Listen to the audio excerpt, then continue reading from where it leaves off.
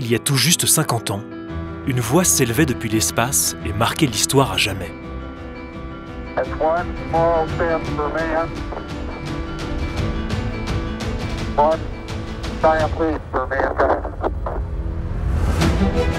À 400 000 km de la Terre, ce 21 juillet 1969, Neil Armstrong devint le premier homme à poser le pied sur le sol lunaire. Le monde découvre alors ce paysage monochrome qu'Armstrong et Aldrin marquent de l'empreinte de leurs pas. Au-delà du succès technique et politique de cette conquête lunaire par la mission Apollo 11, il s'agit aussi pour les astronautes de collecter des données sur le terrain et d'y installer des appareils de mesure. Ils déploient notamment des panneaux réflecteurs pas plus grands qu'une valise. Des instruments qui, 50 ans plus tard, continuent de fournir des données à la communauté scientifique.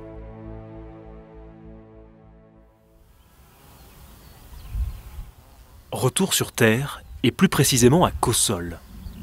C'est sur ce plateau qu'est situé le site d'observation de Calern, qui dépend de l'Observatoire de la Côte d'Azur. Parmi les instruments d'observation braqués vers l'espace, un télescope d'un genre particulier scrute la surface lunaire depuis bientôt un demi-siècle. D'un diamètre d'1,50 m, ce télescope équipé d'un laser permet de mesurer avec une grande précision la distance entre la Terre et la Lune.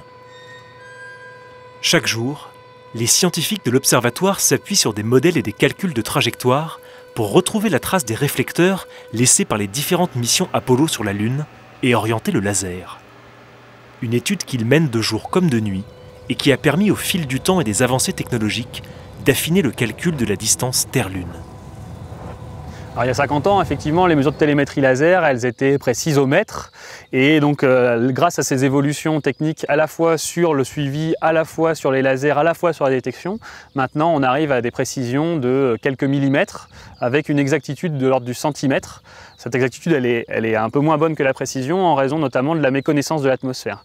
Donc, on a beaucoup d'activités actuellement centrées sur l'impact de l'atmosphère sur nos liens laser et sur essayer de compenser les perturbations de l'atmosphère sur nos liens laser. En ce soir de juin, le lever de lune est prévu aux environs de 23 heures.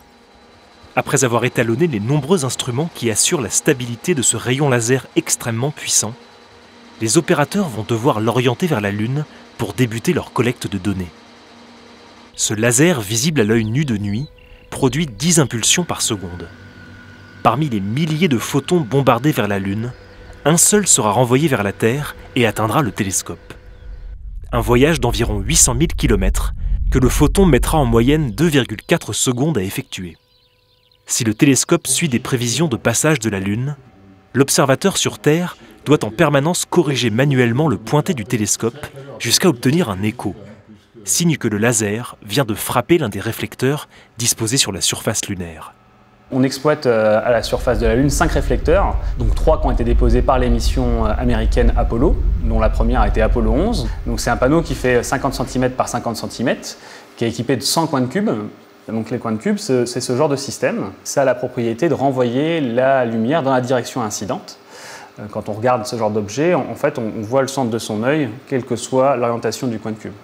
Et c'est vraiment ce système qui est exploité de façon passive sur la Lune. Il y a donc 3 panneaux de réflecteurs américains, Apollo 11, Apollo 14, Apollo 15.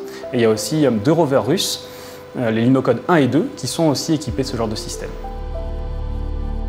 Les mesures collectées par l'Observatoire de la Côte d'Azur et par un réseau international de stations d'observation alimentent une base de données qui nourrit les recherches de nombreux scientifiques à travers le monde. Nicolas Rambaud, spécialiste de la mécanique céleste, travaille à l'Observatoire de Paris.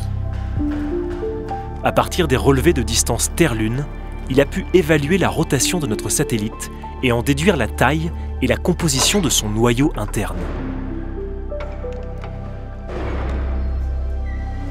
La Lune se serait formée il y a 4,5 milliards d'années et sa structure interne a largement évolué. Elle serait aujourd'hui formée autour d'un noyau fluide dont Nicolas Rambaud et son équipe viennent d'estimer le rayon à 381 km.